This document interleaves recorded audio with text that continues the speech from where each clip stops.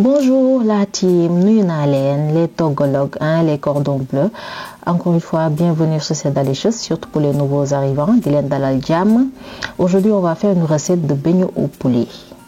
Très délicieuse, rapide et simple.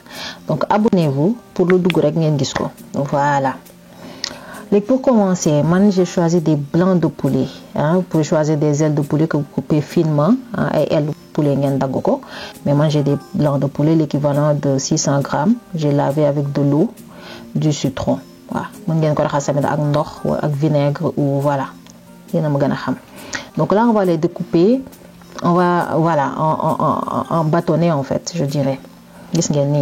Avec cette épaisseur. Madame, du trop, mais du sew. Voilà.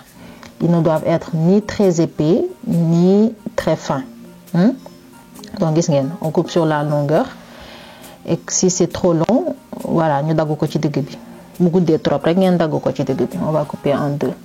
Donc, le poulet, le blanc de poulet, je l'ai bien lavé pour enlever tout ce qui est gluant, la graisse, etc.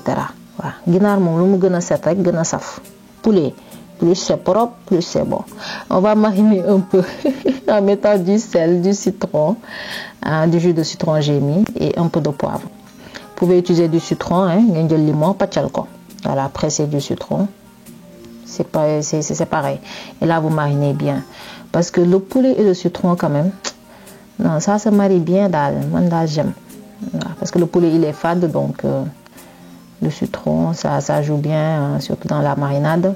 Et puis là, on va couvrir avec du papier film et réserver à côté. Sinon, on peut correct ou voilà. Donc, pour la pâte, j'utilise de la farine, tout usage. Farine de blé. Voilà, manger de la farine anti-grumeaux en fait.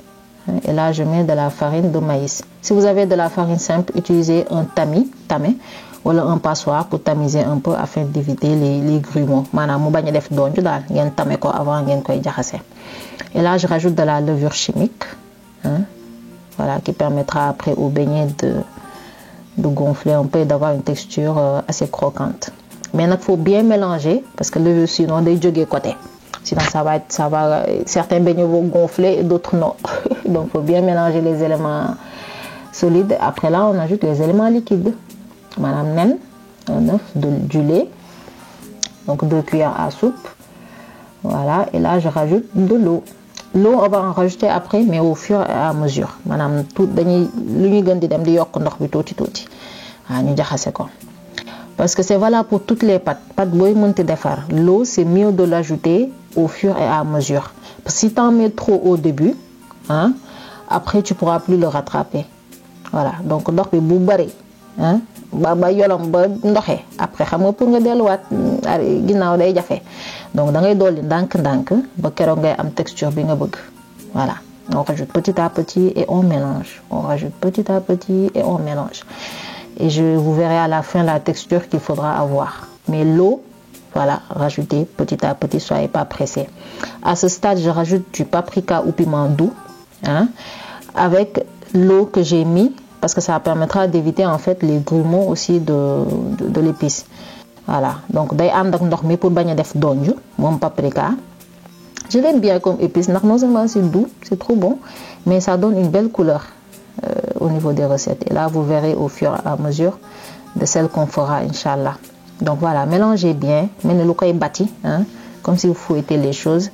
Vous voyez, ça fait de petites bulles à cause de la levure chimique. Moi, je def levure bêta. Donc, texture bi lañ wara am nak. Et à ce stade, je rajoute les émincés de poulet dans un bol, un bol qui peut contenir les poulets et la pâte. Voilà. Bol pour mélanger. Vous voyez cette texture là? Mais c'est très joli. Voilà, c'est cette texture qu'on doit avoir. La pâte ne doit pas être très compacte, mais aussi pas très liquide. Parce qu'il faut que les poulets arrivent à s'y accrocher en fait. Voilà. D'où le nom de beignet. Willy, c'est... Mais même c'est beau à voir en fait. J'aime ça. Bon, on va passer à la friture.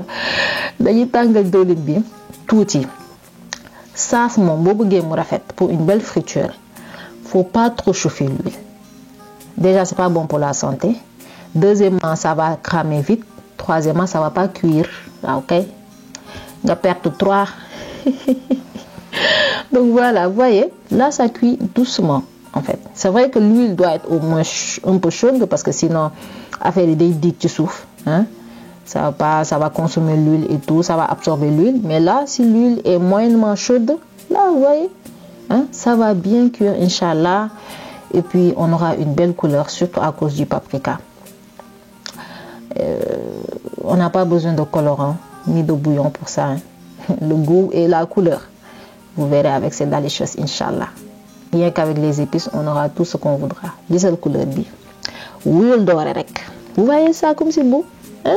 Donc j'ai préparé un plat avec du papier sulfurisé en fait. Hein, pour que quand on enlève les beignets, bien vrai qu'il n'y a même pas d'huile en fait, ça n'absorbe pas l'huile. Mais pour que ça garde sa texture croustillante là. Voilà. Donc on enlève ceux qui commencent à avoir la belle couleur et qui sont surtout cuits en fait. Voilà. Et puis voilà, la friture dure en moyenne maximum, je dirais 8 à 10 minutes hein, maximum. Mais franchement, une très belle couleur comme vous voyez là. Hein? Vous verrez qu'avec les épices là, avec tous les plats qu'on fera, Inch'Allah, ça donnera la couleur et le goût. Donc on passe au nappage. J'ai fait fondre du beurre. Hein, et après j'ai mis 2 gousses d'ail que j'ai râpé. Voilà, donc feu doux. Et là c'est de la sauce piment thaïlandaise. Une sauce très bonne. Ça pique pas trop en fait. Voilà, ça donne juste du goût. Si vous en avez pas, mettez la sauce piment que vous avez. Mais l'essentiel que ça pique pas trop. Si vous aimez trop piquante aussi, c'est pas grave. Kani pacha Sénégal, ça peut faire l'affaire tamit. Bon, mais kani dal bu mu wex. Voilà. Sauce barbecue, hein, c'est l'élément phare quand même du nappage. Moi, je l'aime bien, le goût bi neex na, ça a un bon goût. En plus, voilà, c'est comme du ketchup en fait. Ça a plus de goût. Si vous n'avez pas bonne amour sauce barbecue, vous utilisez du ketchup. Vous remplacez avec ketchup. Mais à ce stade, feu doux, pas moyen ça, non doux rek. Hein? Là, je mets de la sauce soja, un peu, l'équivalent d'une cuillère à café, donc je mélange aussi. Feu doux. Si vous n'avez pas de sauce piment là, à la fin vous mettez quelques miettes de piment. Là, c'est du miel. Son goût dans ça là. Là, il faut que vous essayiez pour mieux connaître. Mais ça permet de caraméliser le nappage et surtout au beignet de s'accrocher en fait. Et puis du citron pour casser le goût sucré. Hein? De l'origan, du basilic pour parfumer. Si vous n'en avez pas, mettez de la ciboulette. Hein? Si elle est fraîche, vous mettez ça à la fin. Voilà. Et puis à ce stade là, hein? Je vais venir rajouter mes beignets. Voilà. Donc les éléments phares du nappage, c'est le beurre que j'ai mis, l'ail, la sauce barbecue ou ketchup, et puis le miel. Un peu de citron pour relever le goût comme je vous l'ai dit. Pour les herbes aromatiques, origan et basilic, vous pouvez utiliser persil ou le ciboulette. Ça dépend de vos goûts et de ce que vous avez en fait. Voilà. Et de ce qui vous plaît, quoi, comme goût. Ça compte. Si vous avez par exemple de la ciboulette fraîche, vous le mettez à ce stade. Vous avez oignon vert par exemple, ou le coriandre fraîche, ou le persil, vous découpez, vous mettez ça à ce stade. Et puis on est bon. L'essentiel c'est de remuer de temps en temps pour que ça ne s'accroche pas. Et puis voilà, je fais une petite salade César à côté. Salade tomate, j'ai mis du fromage comté, de la sauce César bien sûr, hein, comme son nom l'indique, et un peu d'oignon frit. Dernière petite salade,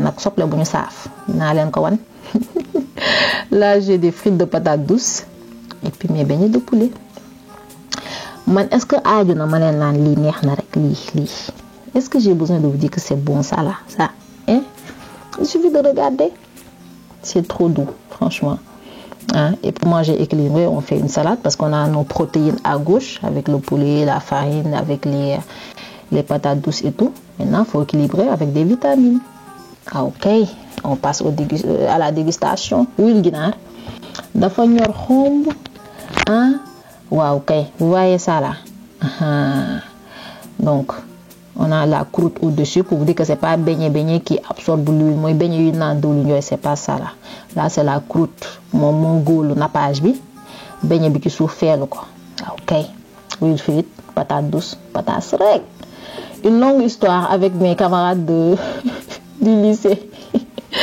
Donc la salade César. Donc j'espère que la recette vous a plu. N'hésitez pas de vous abonner si ce n'est pas encore fait. Partagez, likez, donnez-moi vos impressions. Et à la semaine prochaine sur C'est Delicious, Inch'Allah.